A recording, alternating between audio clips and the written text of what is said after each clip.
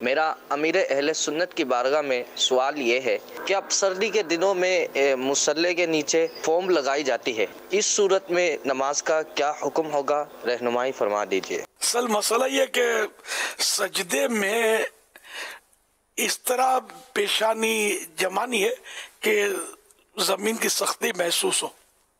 اب بعض اوقات فوم ہوتی ہے، سارا سال ہوتی ہے فوم کارپیٹ کے نیچے مسجدوں میں، یہ کہ پیشانی اتنی دبائے کہ اب دبائے گا تو نہیں دبے گی، قوت بر دبائے تو سجدہ ہو جائے گا، اور اگر اتنی نہیں دبائی ہلکی رکھ لی کہ دبانے کی گنجائش ہے تو اب یہ کہ پیشانی جمے گی نہیں تو سجدہ ہوگا نہیں، سجدہ جب نہیں ہوگا تو نماز نہیں ہوگی۔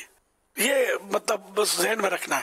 تو یہ کہ فوم بچھانا میرے خیال میں جو میرا ذہن ہے وہ نہیں ہونا چاہیے۔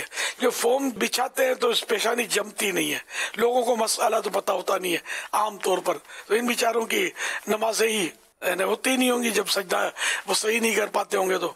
اور دوسرا یہ کہ جن کو مسئلہ پتہ ہوتا ہے یہ کہ پھر وہ پیشانی کو جمانے میں بیچارے زور لگاتے رہیں گے تو نماز میں خشوع و خضوع کو نہیں ملے گا، وہ زور لگاتا رہے گا۔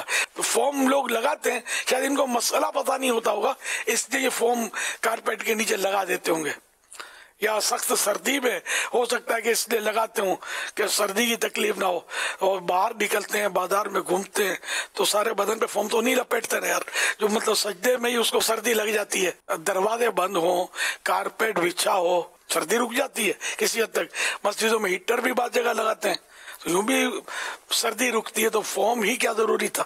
فوم لگانا ناجائز نہیں کہہ رہا میں، لیکن ایک فوم کی وجہ سے پرابلم کریٹ ہوتا ہے، مسائل ہوتے ہیں اس میں، اور سب کو مسائل پتہ نہیں ہوتے۔ صلو علی الحبیب صلی اللہ علیہ محمد۔